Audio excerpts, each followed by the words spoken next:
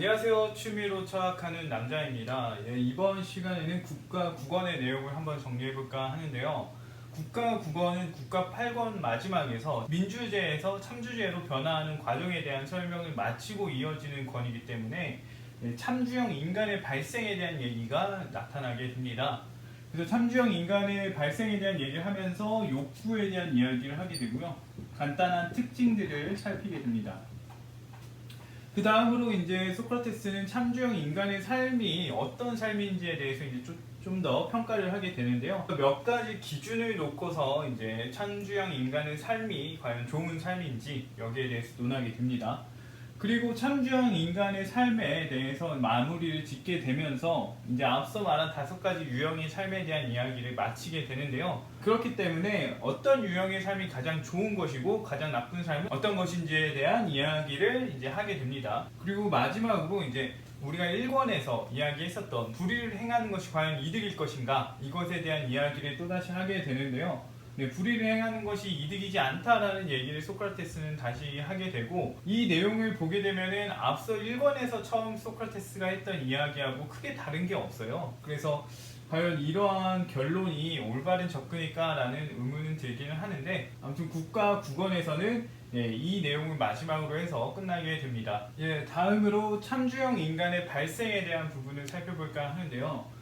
일단은 소크라테스는 욕구에 대한 이야기를 먼저 하게 됩니다. 왜 이런 이야기를 하게 되느냐? 탐구의 명료함을 위해서라고 이야기를 하게 되는데, 사실 제가 봤을 때는 이 부분이 없더라도 그 소크라테스가 정체에 따라 사람을 분류하는 그 작업은 어떤 영향을 받진 않을 것 같아요. 하지만 소크라테스는 이 부분이 분명히 필요하다라고 보기 때문에 이 얘기를 하게 되고요.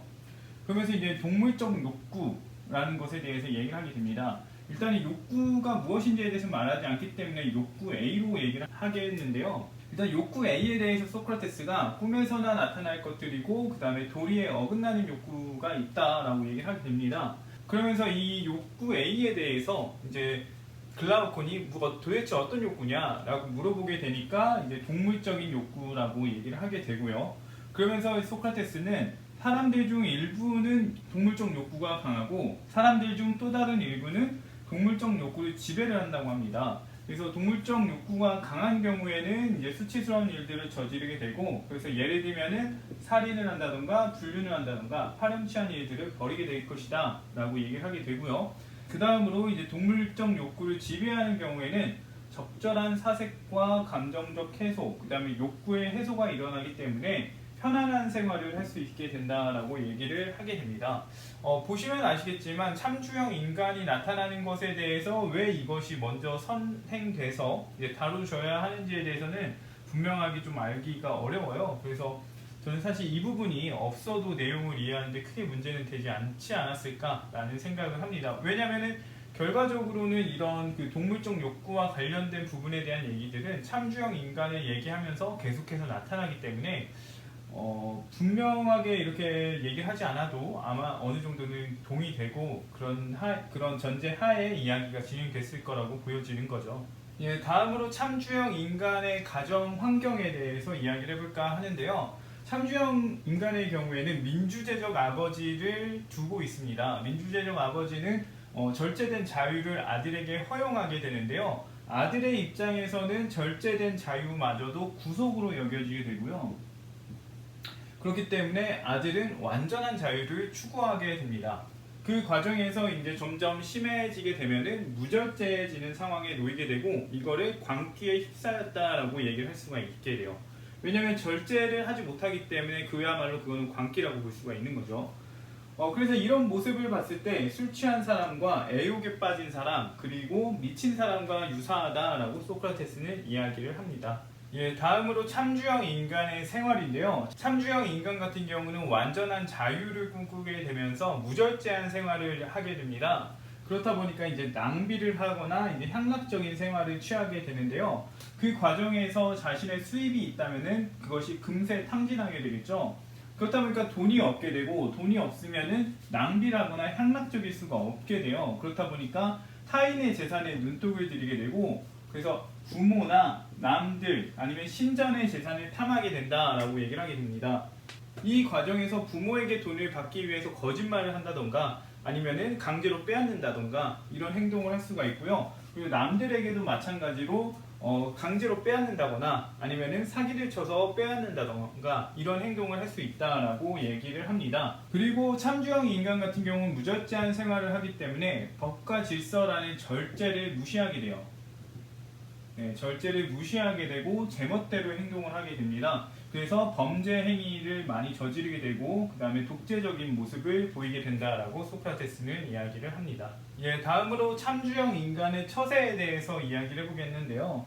참주형 인간이 소수인 경우에는 이제 다른 나라로 가서 다른 참주 국가로 가서 그곳에 호위병이 된다고 합니다. 왜냐하면은 일반적인 다른 국가들은 자신의 성향에 맞지 않기 때문에 참주 국가로 가서 그곳에서의 이제 비리를 저지르는 군인이 되겠죠. 그리고 전쟁 시에는 용병이 된다고 하는데 용병이 되는 이유에 대해서는 뭐 명확하게 나타나지 않았기 때문에 정확하게 이해하기는 좀 어려운데 기회주의적인 모습을 보이면서 자기의 이득이 되면 붙고 그렇지 않으면 붙지 않는 그런 모습을 보인다고 해서 용병이 된다라고 했다고 볼 수가 있는 것 같고요. 그 다음에 평화로울 경우에는 각종 범죄를 저지른다고 합니다. 네, 아무래도 자기들의 이익을 위해서, 자기들이 원하는 목적을 위해서 이제 행동하다 보니까는 무절제한 행동들, 그런 것들, 법과 질서를 어기는 행동들을 해서 각종 범죄를 저지른다라고 볼 수가 있겠고요. 다수인 경우에는 이제 집단 세력을 형성을 했잖아요. 그래서 이제 대중을 선동해서 자기들이 기득권 세력이 되는 거죠. 그래서 자기들 중에 지도자를 선출하고 그 지도자들을 통해서 자기들이 이익을 보는 그런 구조를 형성하려고 할 거고요. 만약에 대중이 선동되지 않는다면은 그 국가를 계속해서 흔들어내가지고 자기들이 기득권 세력이 되기 위한 노력을 하게 되겠죠. 만약에 그럴 정도로 세력이 크지 않다고 하더라도 자기들의 이제 권리나 이익을 계속 취하기 위한 행동들을 하게 될 테니까 국가적인 면에서 봤을 때 그리 좋지 못한 세력으로 볼 수가 있을 겁니다. 예, 마지막으로 그 참주형 인간의 교제에 대해서 이야기를 해볼까 하는데요. 참주형 인간이 교제하는 대상은 자신에게 아부를 하는 자들이거나 자신을 위해 노력하는 자들이라고 합니다. 네, 딱히 그 외에는 교제를 해야 될 이유를 잘 모르겠죠, 아무래도. 그래서 자기를 추켜 세우거나 자기에게 이득을 주는 사람들, 이쪽들과 친해진다라고 볼 수가 있고요. 그 다음으로 태도를 보면은 필요한 게 있는 경우 어떤 사람한테 내가 뭔가를 얻거나 그럴 필요가 있는 거예요. 그럴 경우에는 이제 각별히 대우를 해준다 이렇게 얘기를 할 수 있고, 필요한 게 없는 사람인 경우에는 홀대한다 라고 얘기를 하게 되죠. 그래서 결론적으로 봤을 때는 남을 지배하거나 지배당하는 특징을 보이고 있어요. 이 사람들의 관계가요.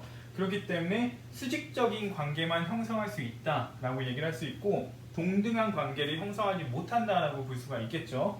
그래서 진정한 자유, 우정이 불가능하다라는 얘기를 하게 됩니다. 왜냐? 동등한 관계가 아니기 때문에 계속해서 누군가를 지배하고 억압하거나 억압당하는 관계에 있기 때문에 자유를 누리기가 어렵고요. 그 다음에 우정을, 진정한 동등한 관계에서 생기는 그 관계를 얻기가 어렵다라고 소크라테스는 이야기를 하는 거죠.